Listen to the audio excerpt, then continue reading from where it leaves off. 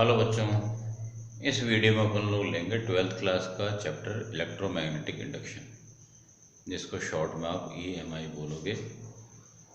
Start करने से पहले एक ज़रूरी बात कि जब भी आप वीडियो अटेंड करें उस चैप्टर के आपको के पास में PDF नोट्स होने चाहिए। स्टडी मटेरियल आपके हाथ में होना चाहिए।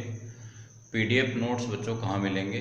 किसी भी वीडियो के डिस्क्रिप्शन बॉक्स के अंदर जाके देखिए, एक लिंक दिया हुआ है, उस लिंक को टैप करिए, वो आपको मेरे PDF नोट्स के पास ले जाएगा। एक और ज़रूरी बात कि इस चैनल को आप सब्सक्राइब करिए और अपने फ्रेंड्स को भी बोलिए। तो स्टार्ट करें बच्चों। इस चैप्टर के अंदर मैग्नेटिक फ्लक्स बहुत बड़ा रोल प्ले करने वाला है। मैग्नेटिक फ्लक्स का फॉर्मूला आपको मालूम है, BA cos थीटा। ठीक है, किसी सरफेस में से पास होने वाले नंबर ऑफ फील्ड लाइंस को बोलते हैं। ये सरफेस का एरिया है, ये मैग्नेटिक फील्ड इंटेंसिटी है, और थीटा एरिया वेक्टर और मैग्नेटिक फील्ड वेक्टर के बीच का एंगल है। तो ये तो आप जानते हो। एक नई बात बता रहा हूं मैं, flux passing through a coil. किसी कॉइल में से पास होने वाला फ्लक्स है, उसके अंदर एक चीज और आ जाएगी, नंबर ऑफ टर्न्स। ठीक है, इस चैप्टर के अंदर ये जो चैप्टर है इलेक्ट्रोमैग्नेटिक इंडक्शन, बच्चों ये एक फेनोमेनन है, एक एक्शन है जिसके अंदर कोई एक्शन है और उसका कुछ रिजल्ट निकलता है। ठीक है, इलेक्ट्रोमैग्नेटिक इंडक्शन का रिजल्ट क्या है? EMF पैदा होता है, इंड्यूस्ड EMF पैदा होता है। लेकिन उसके लिए एफर्ट क्या करना पड़ता है? किसी कॉइल में से पास होने वाले मैग्नेटिक फील्ड को, मैग्नेटिक फ्लक्स को वेरी कराना पड़ता है। तो मैग्नेटिक फ्लक्स के वेरी होने के क्या क्या तरीके हो सकते हैं? या तो मैग्नेटिक फील्ड को वेरी कराएं, एरिया या थीटा। मैग्नेटिक फील्ड इंटेंसिटी को वेरी कराने के तरीकों में से एग्जांपल्स हैं, या तो मैग्नेट या कॉइल को आप मोशन दो, मूव कराओ, मतलब ये मैग्नेटिक फील्ड का सोर्स है। मैग्नेट कौन है? मैग्नेटिक फील्ड का सोर्स है, वो किसी कॉइल के पास में रखा हुआ है। अब यदि इस मैग्नेट को आप दूर या पास ले जाओगे तो इसमें से पास होने वाला, यहाँ पर जो मैग्नेटिक फील्ड इंटेंसिटी है उसका वैल्यू वेरी करेगा। दूर ले जाओगे तो डिक्रीज होगा, पास लाओगे तो बढ़ेगा।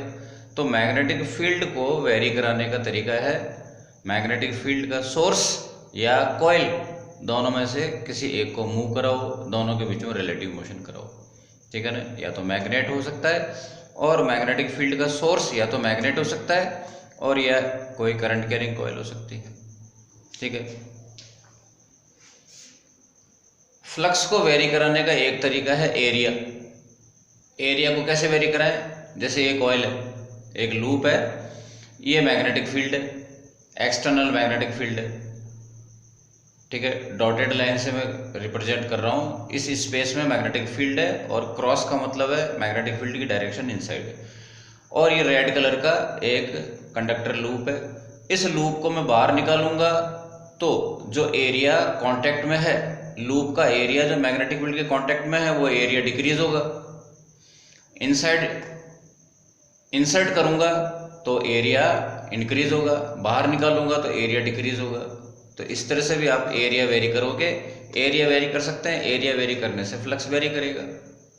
अपन लोग बात कर रहे हैं फ्लक्स को वेरी कराने के क्या क्या तरीके हो सकते हैं। और एक और तरीका है जो सबसे अच्छा है, वो है कॉइल को रोटेट करो। कॉइल को रोटेट करेंगे तो एरिया और मैग्नेटिक फील्ड के बीच में एंगल जो है वो वेरी करेगा। और ये जो कॉइल को रोटेट करने वाला जो फंडा है वो जनरेटर में यूज करते हैं। ठीक है बच्चों, नेक्स्ट टॉपिक है फेराडे हेनरीज एक्सपेरिमेंट। इसके अंदर फेराडे और हेनरी ने सबसे पहली बार डिटेक्ट किया EMI को।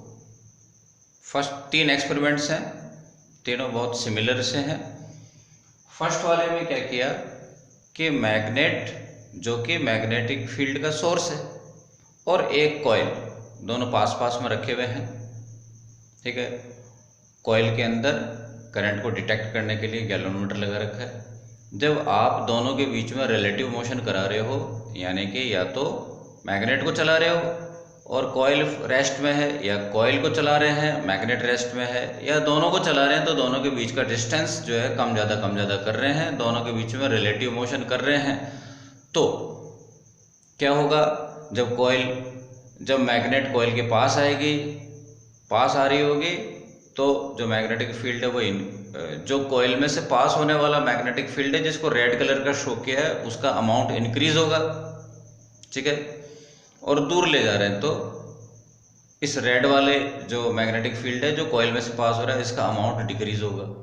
कॉइल मैग्नेट से जो प्रोड्यूस हो रहा है मैग्नेटिक फील्ड, वो तो जितना है उतना रहेगा, लेकिन अपन लोग बात कर रहे हैं इस वाले मैग्नेटिक फील्ड की, जो मैग्नेटिक फ्लक्स की, जो कॉइल में से पास हो रहा है। We are talking about the flux which is associated with this coil, which is marked in red color. Red colour में जो शो कर रखा है, जो ब्लैक कलर वाला जो फील्ड लाइंस शो कर रखी है वो बाहर से पास हो रही है, वो उनसे अपने को मतलब नहीं है। EMI को प्रोड्यूस करने वाला ये वाला फ्लक्स है जो कॉइल में से पास हो रहा है, इसका अमाउंट डिक्रीज होगा, इंक्रीज होगा यदि आप मैग्नेट को दूर पास ले जाओगे तो। मैग्नेटिक फील्ड का सोर्स मैग्नेट भी हो सकता है और कोई कॉइल भी हो सकती है, करंट कैरिंग कॉइल भी हो सकती है। इस करंट कैरिंग कॉइल को दूर पास ले जाओगे तो भी सेम फेनोमेनन होगा। आप दोनों को रेस्ट में रख करके भी ये काम कर सकते हो, EMI प्रोड्यूस कर सकते हो दोनों को रेस्ट में रख करके। क्या, आपने जो मैग्नेटिक फील्ड प्रोड्यूस करने वाली जो कॉइल है उसके अंदर एक सर्किट में स्विच लगा दिया, की लगा दिया, इस की को आप ऑन ऑफ करेंगे। जब ऑन करोगे तो करंट राइज करेगी 0 से मैक्सिमम तक, तो फिर फ्लक्स भी राइज करेगा 0 से मैक्सिमम तक। तो इसमें से जो पास होने वाला फ्लक्स है वो 0 टू मैक्सिमम, और ऑफ करोगे तो मैक्सिमम से वापस 0 हो जाएगा। तो भी जो है इसके अंदर गैल्वेनोमीटर में करंट डिटेक्ट होगी। लेकिन इतना ध्यान रखो कि इस गैल्वेनोमीटर में करंट केवल कब डिटेक्ट होगी, यानी कि EMI की फेनोमेनन केवल कब होगा, जब तक इनमें रिलेटिव मोशन होता रहेगा। जब तक इनमें रिलेटिव मोशन चालू रहेगा, जब तक ये मूविंग कंडीशन में रहेंगे, तब तक EMI, जब तक करंट चालू रहेगी गैल्वेनोमीटर में। जैसे ये रुक गया तो फिर करंट स्टॉप हो जाएगी, गैल्वेनोमीटर में डिफ्लेक्शन 0 हो जाएगा। जब तक ये चलते रहेंगे EMI होगा। और यहाँ पे केवल ऑन करने और ऑफ करने वाले इंस्टेंट पर EMI होगा, क्योंकि ऑन करने के इंस्टेंट पर करंट 0 से मैक्सिमम तक राइज करेगी। फिर बाद में जब करंट, इसमें फ्लो होने वाली करंट जब स्टेबल हो जाएगी, स्टेडी स्टेट में आ जाएगी, तब मैग्नेटिक फील्ड और मैग्नेटिक फ्लक्स भी कांस्टेंट हो जाएगा, तब EMI नहीं होगा, ठीक है। तो इस थर्ड कंडीशन में EMI कब होगा, केवल ऑन करने वाले इंस्टेंट पे और ऑफ करने वाले इंस्टेंट पे, ठीक है। बच्चों नेक्स्ट टॉपिक है Faraday's laws of EMI। There are 2 laws. First law आपको EMI को डिफाइन कर रहा है, इलेक्ट्रोमैग्नेटिक इंडक्शन नाम का जो फिनोमेनन है उसको डिफाइन कर रहा है, ठीक है। इलेक्ट्रोमैग्नेटिक इंडक्शन की डेफिनेशन, फेनोमेनन की डेफिनेशन और फर्स्ट लॉ एक ही बात, ठीक है। देखो क्या हो रहा है, डायग्राम में देखें। एक मैग्नेट है जो किसी कॉइल के पास में रख करके आप उसको मूव करा रहे हो, तो जब ये पास आएगा तो इस कॉइल में से पास होने वाला फ्लक्स इंक्रीज होगा, जब ये दूर जाएगा तो फ्लक्स डिक्रीज होगा।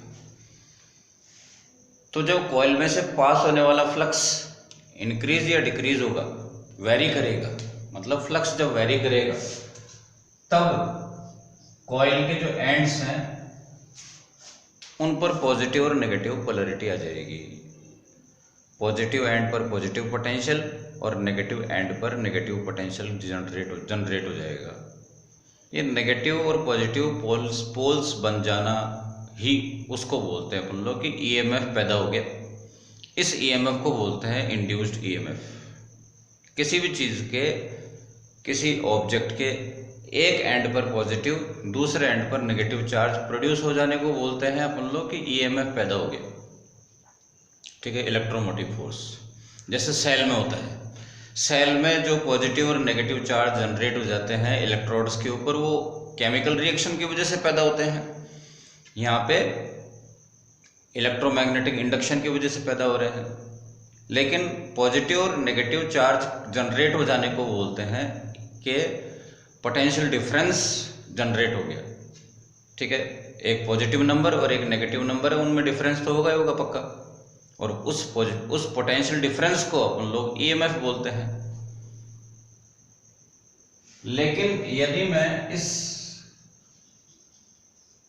सर्किट को यदि क्लोज कर दूं एक वायर कनेक्ट करके, तो अब करंट भी फ्लो होने लग जाएगी। ठीक है, सर्किट यदि क्लोज्ड है तो करंट भी फ्लो होगी। और यहाँ पर कोई ज़रूरी नहीं है कि कोई रेजिस्टेंस लगाएं, वैसे तो हर चीज़ एक अपने आप में रेजिस्टेंस है। यहाँ पे आप बल्ब लगा दो तो बल्ब ग्लो करेगा, और यदि आप गैल्वेनोमीटर लगा दो तो गैल्वेनोमीटर करंट का डिफ्लेक्शन शो करेगा। तो गैल्वेनोमीटर लगा देते हैं। ठीक है, ये फर्स्ट लॉ है। और जो कुछ भी ईएमएफ प्रोड्यूस हो रहा है, जो कुछ भी इसमें इफेक्ट हुआ, पैदा हुआ, करंट हुआ या ईएमएफ पैदा हुआ, जो कुछ भी हुआ या गैल्वेनोमीटर में डिफ्लेक्शन आया, वो केवल तब तक मेंटेन रहेगा जब तक फ्लक्स वेरी करता रहेगा, यानी कि जब तक मैग्नेट मोशन में रहेगा। ठीक है, तो ईएमआई जो है फ्लक्स वेरी होता है तभी होता है, ये बड़ी इंपॉर्टेंट बात है। फ्लक्स का वेरी होना ईएमआई को प्रोड्यूस करता है, ये आपको फर्स्ट लॉ बता रहा है। सेकंड लॉ क्या बता रहा है कि वो जो इंड्यूस्ड ईएमएफ पैदा हुआ, यानी कि कॉइल के एंड्स पर जो पोटेंशियल डिफरेंस यानी कि ईएमएफ पैदा हुआ, उसका मैग्नीट्यूड कितना है, d∅dt। ठीक है, d∅dt को अपन लोग बोलते हैं differentiation of flux with respect to time, और ये तो मैथ्स की लैंग्वेज हो गई, और फिजिक्स के लैंग्वेज में बोलते हैं the rate of change of magnetic flux with respect to time. ठीक है, ये माइनस साइन जो है अभी आगे पढ़ेंगे अपन लोग, लेंजेस लॉ की वजह से है, क्योंकि ये जो इंड्यूस होने वाला ईएमएफ है, ये जो ईएमएफ पैदा हुआ वो फ्लक्स के वेरी होने को अपोज करता है, इसलिए माइनस साइन लगा दिया ये। ठीक है, कॉइल के केस में यदि यहाँ पर कॉइल है तो कॉइल के केस में ये ईएमएफ का फॉर्मूला हो जाएगा n d∅dt। ठीक है, n is the number of turns in the coil. तो फिर यहाँ पर ये फाई कौन है, it is the flux passing through each turn. एक टर्न में से पास होने वाला फ्लक्स है फाई, तो n टर्न में से फ्लक्स पास जो होगा वो n इंटू फाई होगा, इसलिए n टाइम्स मल्टीप्लाई हुआ है। ठीक है, आपको ये अजीब लग रहा होगा कि यहाँ पर आप कह रहे हो कि यदि यहाँ कॉइल है तो यहाँ पे कॉइल का होना ज़रूरी नहीं है, एक सिंपल वायर हो सकता है, यहाँ पर एक मेटल कंडक्टर रॉड हो सकती है, कंडक्टर ब्लॉक हो सकता है, कुछ भी हो सकती है, मेटल की शीट हो सकती है। यहाँ पर कॉइल का होना ज़रूरी नहीं है, लेकिन मोस्टली कॉइल ही होती है, क्योंकि कॉइल से आपको करंट आपको मिल पाएगा, वरना यहाँ पे कोई भी कंडक्टर ऑब्जेक्ट हो सकता है, उसमें ईएमआई होगा। बच्चों नेक्स्ट टॉपिक है लेंजेस लॉ। लेंजेस लॉ का स्टेटमेंट बाद में देखते हैं, पहले उसके एग्जाम्पल से उस लॉ को समझते हैं अपन लोग। बच्चों एक कॉइल है और एक मैग्नेट है। सपोज मैग्नेट का नॉर्थ पोल कॉइल के पास आ रहा है, तो क्या होगा, ईएमआई होगा, ये तो आप पढ़ चुके हैं। इलेक्ट्रोमैग्नेटिक इंडक्शन होगा, और इलेक्ट्रोमैग्नेटिक इंडक्शन का रिजल्ट क्या है, कॉइल में करंट फ्लो होगा। अब आपको ये देखना है लेंजेस लॉ क्या बता रहा है कि करंट की डायरेक्शन क्या होगी। तो कॉइल में करंट फ्लो होगा, और पिछले चैप्टर्स में अपन ने पढ़ चुके हैं कि जब कॉइल में करंट पास होता है तो कॉइल में मैग्नेटिक फील्ड पैदा होगा, और कॉइल भी एक मैग्नेट की तरह से बिहेव करेगा।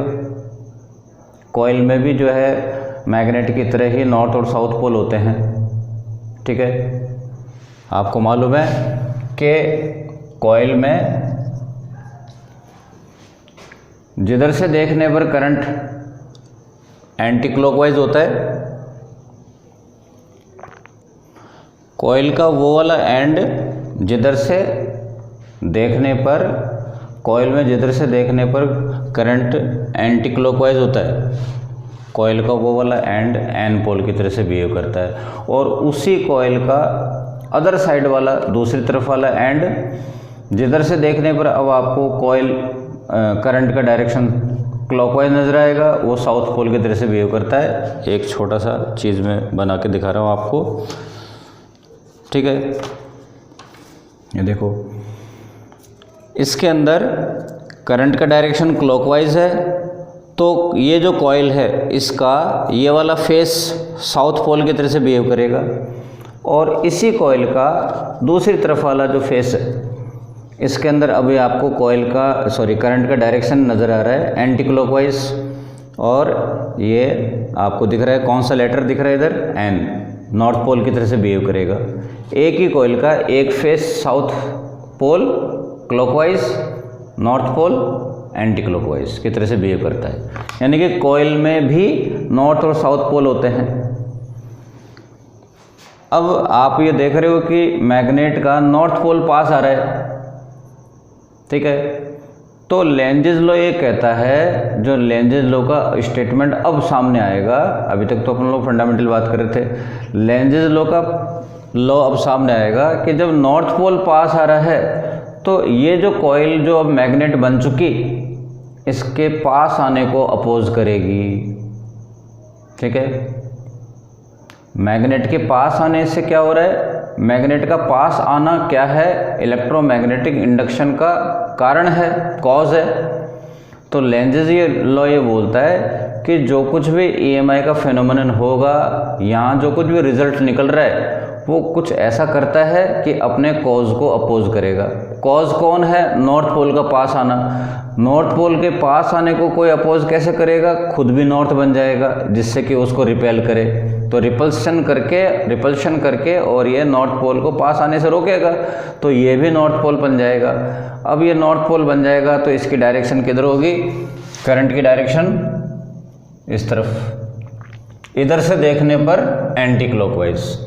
तो करंट की डायरेक्शन इस तरफ होगी और ये करंट की डायरेक्शन इस रजिस्टर में ए से बी की तरफ होगी, पॉइंट ए से बी की तरफ, ठीक है।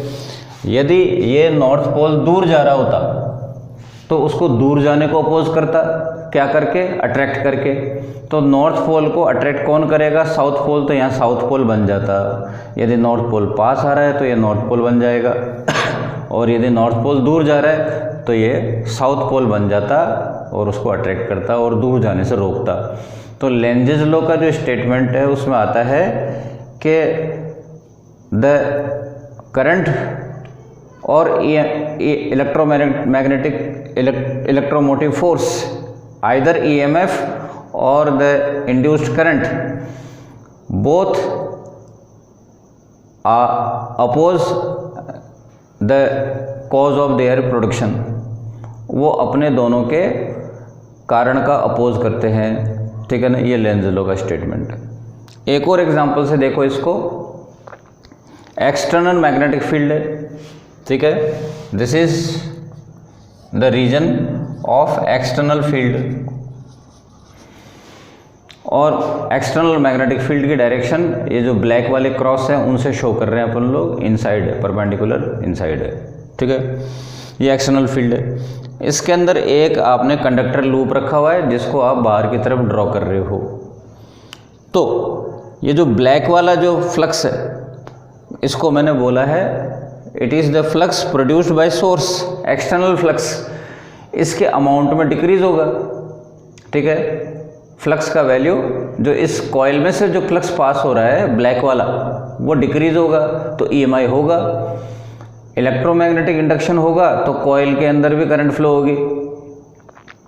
वो कॉइल में जो करंट फ्लो होगी इंड्यूस्ड होगी, जो कॉइल में इस लूप में जो करंट इंड्यूस होगी उस करंट की वजह से खुद का मैग्नेटिक फ्लक्स और पैदा होगा, जिसको मैंने रेड वाले मार्क से किया है। उसकी डायरेक्शन कैसी होगी, वो इसके डिक्रीज होने को अपोज करेगी। बच्चों, किसी भी चीज़ के डिक्रीज होने को अपोज कैसे करते हैं, उसके सेम डायरेक्शन में फ्लक्स अवेलेबल करा के। ठीक है, ब्लैक वाला फ्लक्स डिक्रीज हो रहा है, तो रेड वाला जो फ्लक्स है कौन सा, इंड्यूस फ्लक्स, वो भी उसके सेम डायरेक्शन में होगा और उसको डिक्रीज होने से रोकेगा, यानी कि अपोज करेगा।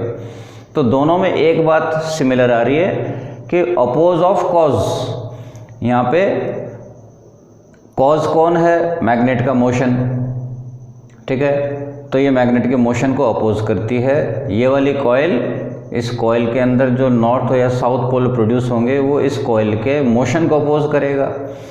यहाँ पे कॉज कौन है, इस ब्लैक वाले फ्लक्स का डिक्रीज होना, तो इसके डिक्रीज होने को अपोज कर रहा है। ये सेम डायरेक्शन में फ्लक्स अवेलेबल हो रहा है, इंड्यूस्ड फ्लक्स और सोर्स फ्लक्स सेम डायरेक्शन में होंगे।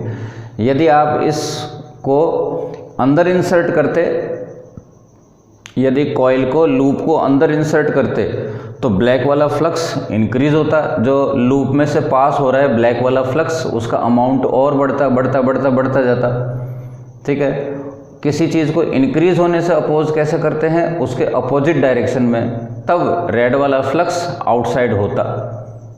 ठीक है, ब्लैक वाला इनसाइड है तो रेड वाला फ्लक्स जो इंड्यूस फ्लक्स है वो आउटसाइड होता।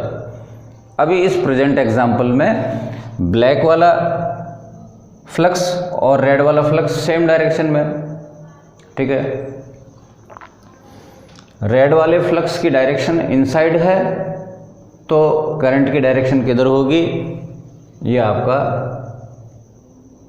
जो राइट हैंड थंब रूल है इसके अंदर ये डायरेक्शन किसकी है, फ्लक्स की। फिंगर्स में फ्लक्स की डायरेक्शन होती है और ये करंट की डायरेक्शन होगी। ठीक है, मेरी फिंगर्स जा रही है इनसाइड, रेड वाले फ्लक्स की तरफ जा रही है, तो थंब की डायरेक्शन होगी करंट की डायरेक्शन।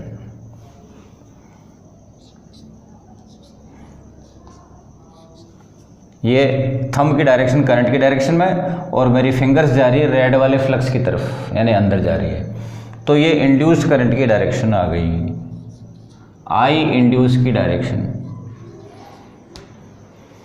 तो mostly Lenz's law induce current की डायरेक्शन को डिटरमाइन करने के काम आता है। ठीक है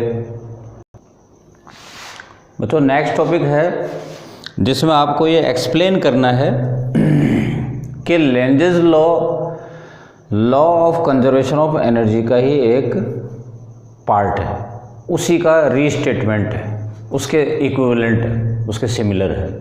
ठीक है, law of conservation of energy ये बोलता है कि एक जगह किया हुआ वर्क या स्पेंड की हुई एनर्जी दूसरे फॉर्म में आपको मिल जाती है। यहाँ पे क्या हो रहा है, यहाँ पे अपन लोग बात करते हैं, लेंजेस लॉ ये बोलता है कि आप इस मैग्नेट को मूव कराओगे तो ये कॉइल उस मैग्नेट के मोशन को अपोज करेगी।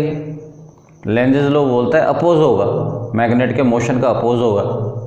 अपोज होगा तो आपको एक्सटर्नल फोर्स लगाना पड़ेगा, यानी कि ये जो मैग्नेट है इसको पास में लाने के लिए आपको फोर्सफुली एक्सटर्नल फोर्स अप्लाई करके लाना पड़ेगा, आसानी से नहीं आएगा ये। क्यों? क्योंकि ये जो कॉइल है, कॉइल की वजह से जो करंट पैदा हो रही है वो कॉइल की वजह से एक फोर्स और लग रहा है जो इस मैग्नेट को पास आने को अपोज कर रहा है। मैग्नेट पे दो फोर्स लग रहे हैं। ठीक है, एक तो कॉइल उसको रिपेल कर रही है, उसको पास आने को अपोज कर रही है, और एक आपको इसको फोर्सफुली पास लाने के लिए एक्सटर्नल फोर्स लगाना पड़ रहा है। तो खैर, किसी भी बॉडी को फोर्स फुली चलाते हैं तो वर्क होता है, यानी कि इस मैग्नेट को आपको मूव कराने के लिए वर्क नाम की एनर्जी स्पेंड करनी पड़ेगी, और ये जो वर्क डन ऑन मैग्नेट है ये ही इस कॉइल में इलेक्ट्रिकल एनर्जी के रूप में प्रोड्यूस हो जाएगा। मतलब क्या हो रहा है कि आप यहाँ पे वर्क कर रहे हो, वर्क नाम की एनर्जी आप यहाँ पे खर्च कर रहे हो, और इलेक्ट्रिकल एनर्जी यहाँ पे कन्वर्ट होकर के प्रोड्यूस हो रही है। ठीक है, तो फिर आपको लग रहा है कि ठीक है एनर्जी कंजर्वेशन तो हो रहा है कि यहाँ पर एनर्जी आप कंज्यूम कर रहे हो और यहाँ पर प्रोड्यूस हो रही है। इससे लेंजेस लॉ कैसे वेरीफाई हो रहा है? इसको आप ऐसे कह सकते हो कि सपोज लेंजेज लॉ रॉन्ग होता, यानी कि मैग्नेट को पास लाने में अपोज नहीं हुआ होता, तो फिर अपोज नहीं होता तो फिर फोर्स भी नहीं लगाना पड़ता। जब आप फोर्स लगाए बगैर इसको चला पा रहे हो तो वर्क भी नहीं करना पड़ेगा। इस मैग्नेट को मूव कराने के लिए वर्क नहीं करना पड़ेगा और इसके अंदर इलेक्ट्रिकल एनर्जी प्रोड्यूस हो रही है। बिना वर्क करे कोई एनर्जी प्रोड्यूस हो रही है, इसका मतलब ये तो law of conservation of energy का वायलेशन हो गया। मतलब यदि आप इसको फॉल्स डिक्लेयर करते हो, लेंजेस लॉ को फॉल्स डिक्लेयर करते हो, तो एक पर्टिकुलर लॉ है, law of conservation of energy, वो उसका वायलेशन हो जाता है। इसका मतलब आप कह सकते हो कि लेंजेस लॉ जो है वो Lenz's law of conservation of energy को वेरीफाई करता है। दोनों के दोनों लॉज सिमिलर हैं, ये बात है बच्चों। नेक्स्ट टॉपिक है इंड्यूस्ड ईएमएफ, जो आप पढ़ चुके हो। अभी तक अपन ने ये किया हुआ है इंड्यूस्ड ईएमएफ का एक्सप्रेशन,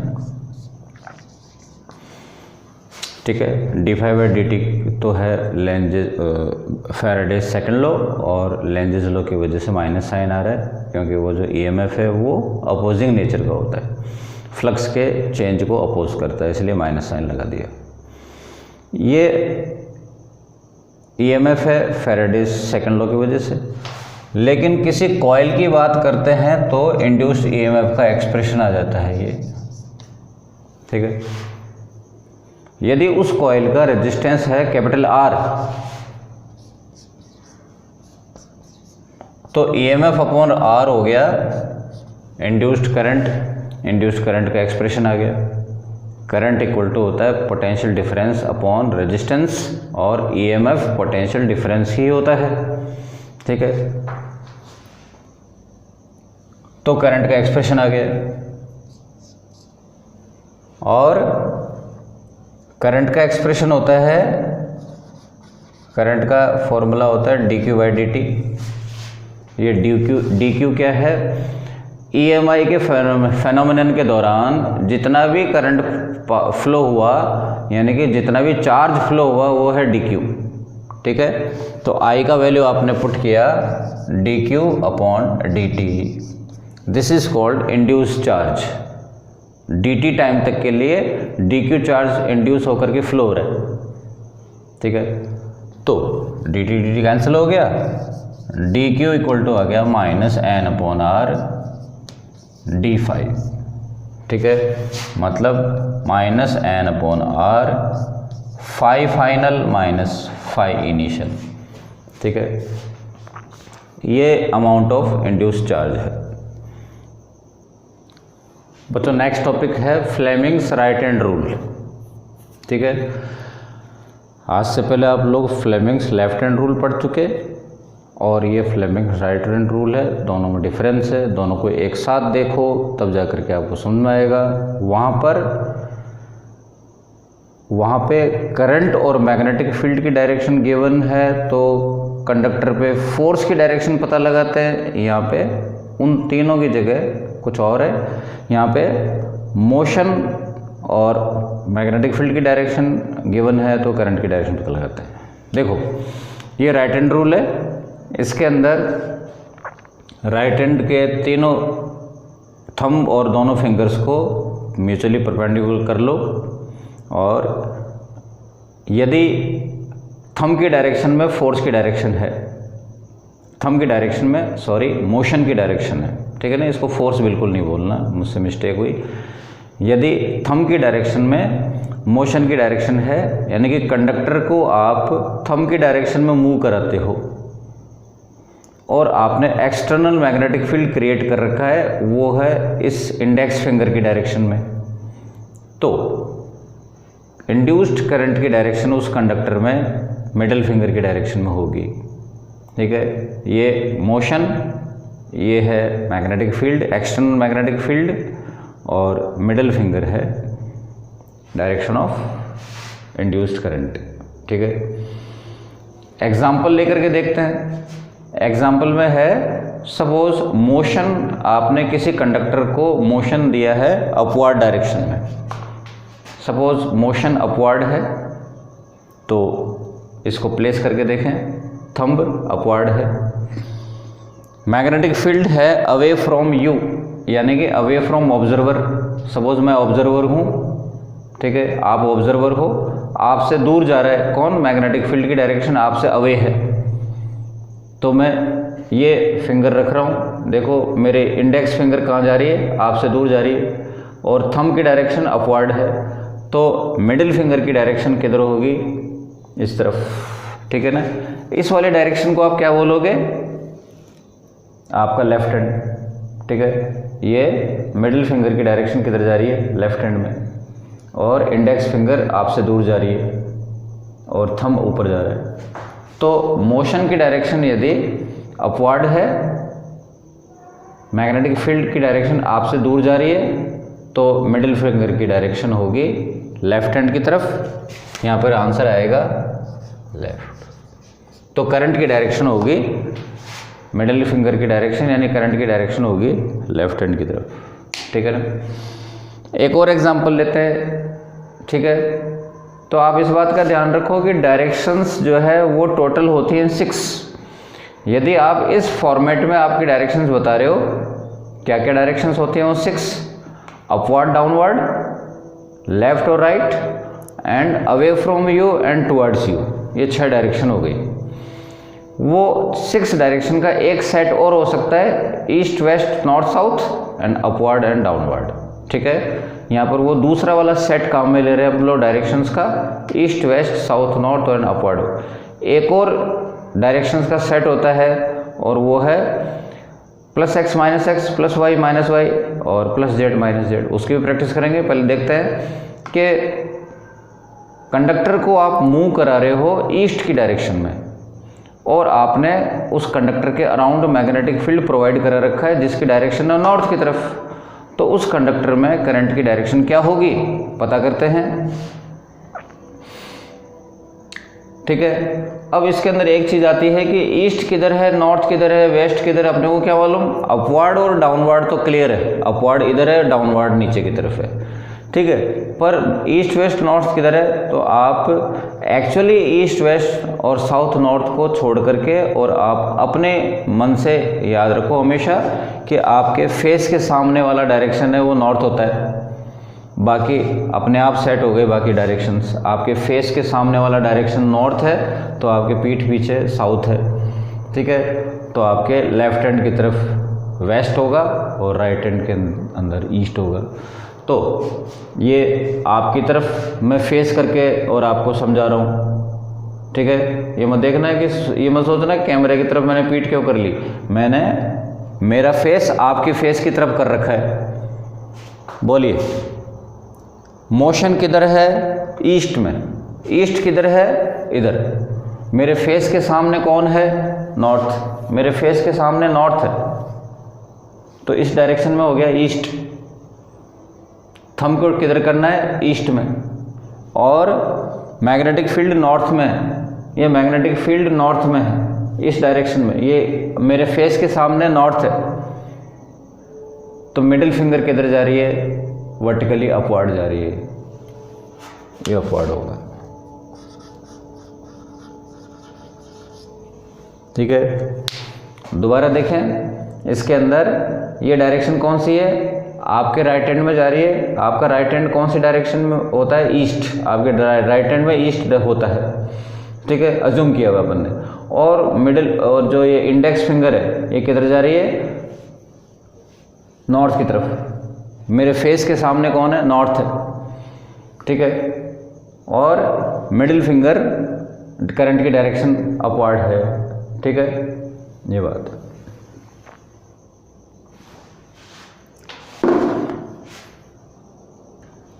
एक और डायरेक्शन का सेट है बच्चों अपने पास में, एक्स वाई जेड एक्सिस वाला, ठीक है। तो मोशन की डायरेक्शन है सपोज +x डायरेक्शन में, मैग्नेटिक फील्ड की डायरेक्शन है -z डायरेक्शन में, तो करंट की डायरेक्शन किधर होगी ये पता लगाना है आपको। तो सबसे पहले तो आप ये सेट करोगे +x -x +y -y +z -z किधर होते हैं, उसको आप ध्यान में रखो, काफ़ी इम्पोर्टेंट बात है ये।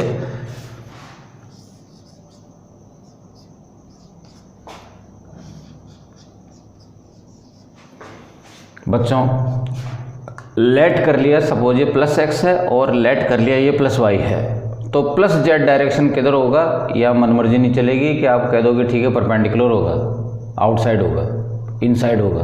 परपेंडिकुलर तो आउटसाइड भी है, इनसाइड है, दोनों में से कौन सा होगा, इस बात को समझो कि इधर कौन सा यूनिट वेक्टर होता है i कैप, इस तरफ कौन सा यूनिट वेक्टर होता है j कैप, ठीक है।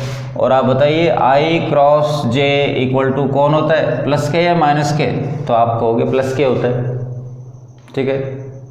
और क्रॉस प्रोडक्ट वाला जो राइट हैंड थंब रूल है, क्रॉस प्रोडक्ट का, sorry right hand thumb rule नहीं, क्रॉस प्रोडक्ट का राइट हैंड जो रूल है वो ये बता रहा है कि फिंगर्स की डायरेक्शन किधर जा रही है, फर्स्ट वाले से सेकंड वाले की तरफ, और तब आपने रिस्ट को रखा हुआ है दोनों के टेल्स पर, दोनों के टेल्स पर आपने रिस्ट को रखा हुआ है। ये क्रॉस प्रोडक्ट का रूल बता रहा हूँ मैं, क्रॉस प्रोडक्ट का n कैप का रूल, ठीक है ना, क्रॉस प्रोडक्ट की डायरेक्शन का rule.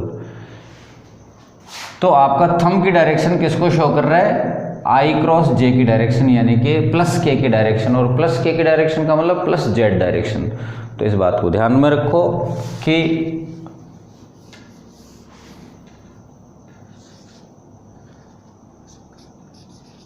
+z direction outside of the board होगा, जिसको मैंने आउटसाइड को डॉट से शो किया करते हैं, ठीक है। ये मैंने डायरेक्शंस मार्क कर ली, अब बड़े आराम से आप कर सकते हैं। बोलिए मोशन की डायरेक्शन किधर है, +x डायरेक्शन में, और इनमें ये कौन है, थंब मोशन की डायरेक्शन बता रहे हैं, ये मोशन की डायरेक्शन है।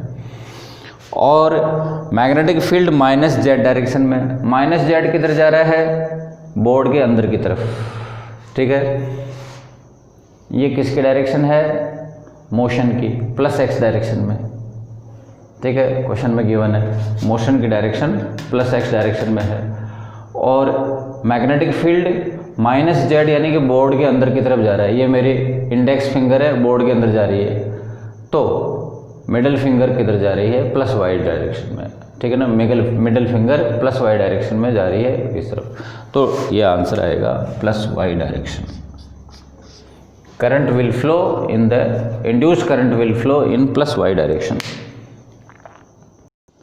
तो बच्चों इस वीडियो को अपन लोग यहीं स्टॉप करते हैं, और आखिरी में चलते चलते एक ज़रूरी बात, इस चैनल को आप सब्सक्राइब करिए और अपने फ्रेंड्स को भी बोलिए। जय हिंद, जय भारत।